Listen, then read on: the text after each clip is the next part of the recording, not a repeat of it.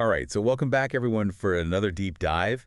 And today we are trying something a little different. Yeah, a little bit of a twist. So instead of, diving into listener sources, we are going to be exploring a connection that our team found really intriguing. Interesting. And that is between Franz Kafka's The Metamorphosis and The Law of One.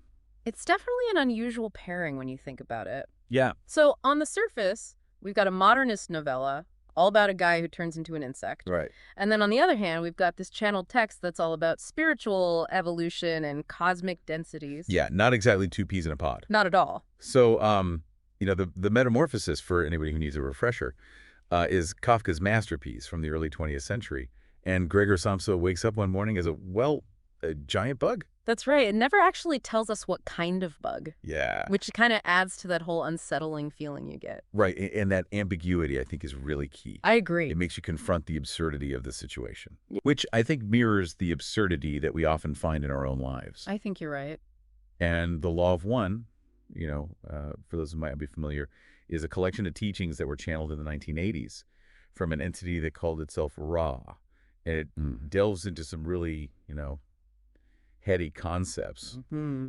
Reincarnation, service to others versus service to self, and different densities of consciousness. Yeah, densities, you can think of those as different levels of vibrational energy, and each density has its own challenges and opportunities when it comes to spiritual growth. So kind of like different grades in like a cosmic school, if you want to think of it that way. I like that. Yeah. So our mission today is to see if these two seemingly very disparate works can actually shed light on each other. Can the Metamorphosis, with all of its, existential dread, actually resonate with the spiritual insights of the Law of One?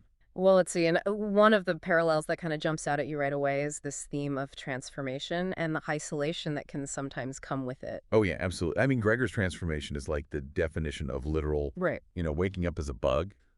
Pretty isolating. Pretty much. But there's also this emotional isolation. Like his family is horrified and they're unable to connect with him in this new form. Right. It's really heartbreaking. Yeah. There's this one part where he says, what a strenuous career it is peddling textiles. Wow. He's still thinking about work and responsibility, even though like his entire reality has been shattered. Yeah, it really emphasizes that disconnect between how he feels inside and the way that he looks on the outside. He's still Gregor, but he's trapped in this form that just repulses everybody around him.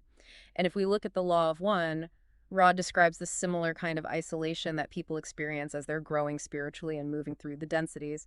So when an entity evolves, their vibrational frequency shifts, and that can make them feel separate from those who are still in lower densities. So it's almost like trying to explain a really complex film to somebody who only watches reality TV. Yeah, Like you're both looking at screens, but the experiences are completely different. that's a great analogy. It really shows that communication breakdown that can happen, and in the Metamorphosis, Gregor literally can't speak anymore. Right. And while Ra can communicate, their teachings are really hard for people in third density to fully grasp. Right. So it creates a similar sense of isolation just on a spiritual level. So we see this idea of isolation kind of mirrored in both works. Physical isolation for Gregor, spiritual isolation for those moving through the densities, as Rod describes it. And it makes you wonder, have you ever felt isolated during a time of personal growth or change? I think it's a pretty universal human experience. Yeah, Change can be really isolating, especially when it's big internal change. It can feel like you're speaking a different language than everybody else around you. definitely. But in the midst of all this isolation, both works also emphasize service and responsibility, which is interesting. It's almost like a paradox. Yeah, Even as an insect, Gregor still has this huge sense of duty to his family. He's worried about them paying the bills, even though he's a giant bug.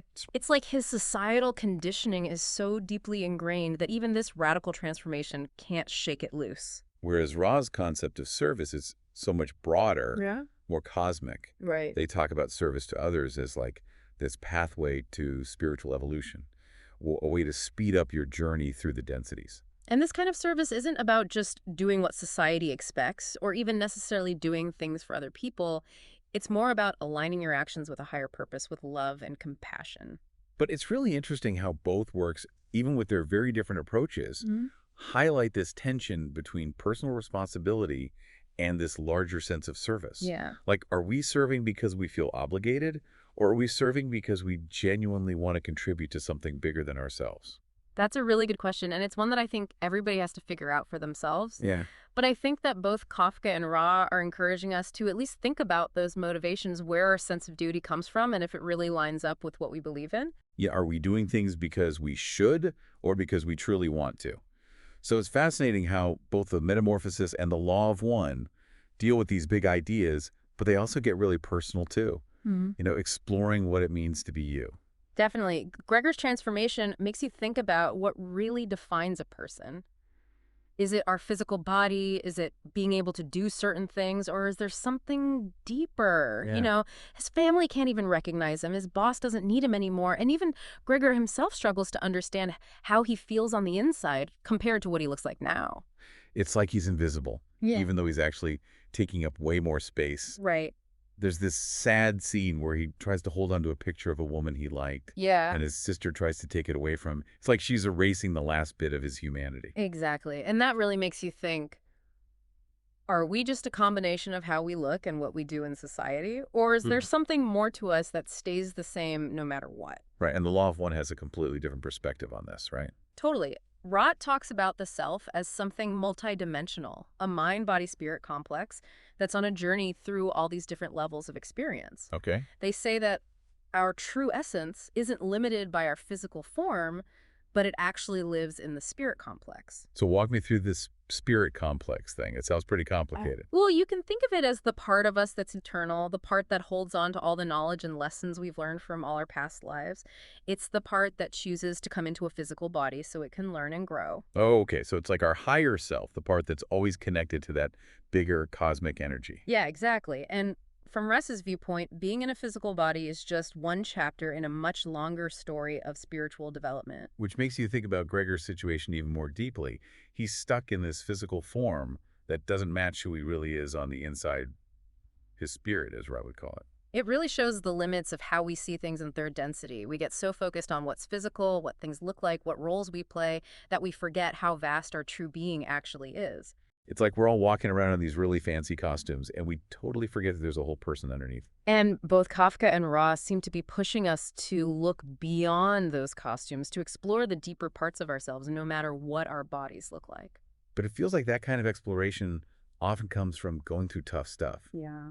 Gregor's transformation, as awful as it is also the thing that forces him to ask these deep questions about who he is. For sure. And that brings us to another important concept that both works talk about, this idea of catalyst. Catalyst, so like something that causes change. Right. Catalyst can be any experience, any challenge, any encounter that helps us grow and transform. And for Gregor, his transformation is like the biggest catalyst ever. It turns his whole life upside down and makes him face some really uncomfortable truths about himself, his family, and the society he lives in.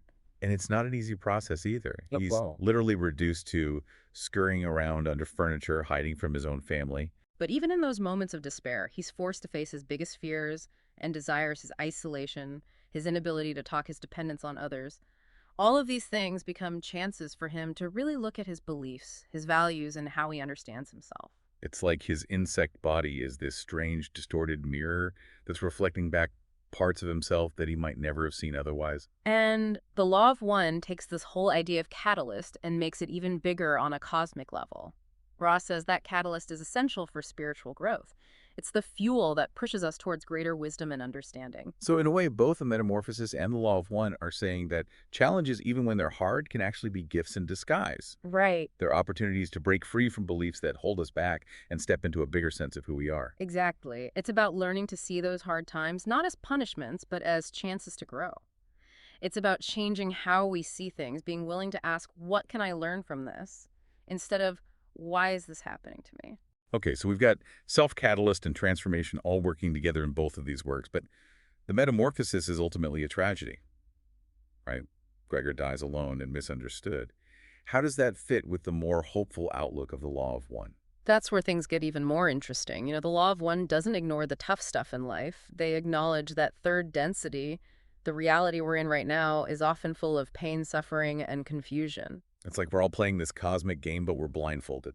Yeah, and because of that that veil, as Ra calls it, we often experience catalysts in a distorted way, so we react with fear, anger, or sadness, instead of seeing the chance for growth. It makes you think about the choices we make when we face these challenges. Do we fight back, or do we try to find meaning, even if it hurts? Right, and both Kafka and Ross seem to be pointing us towards how important choice is, even when things feel totally out of control.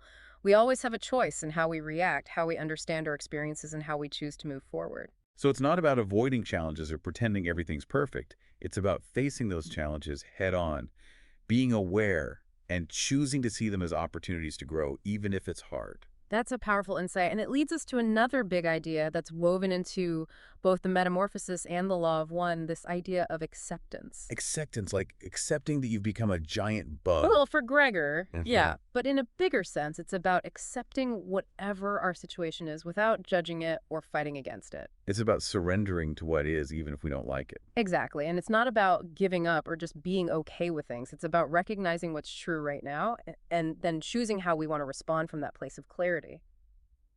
So how does acceptance work in the metamorphosis? It seems like Gregor's always fighting his situation. At first, he tries to hold on to his old life, his old identity, but as the story goes on, there's a subtle change. He starts exploring his new form, finding weird comfort and crawling on the walls and ceiling. It's like he's letting go of the need to fight against what is. It's like he's finally surrendering to his own transformation.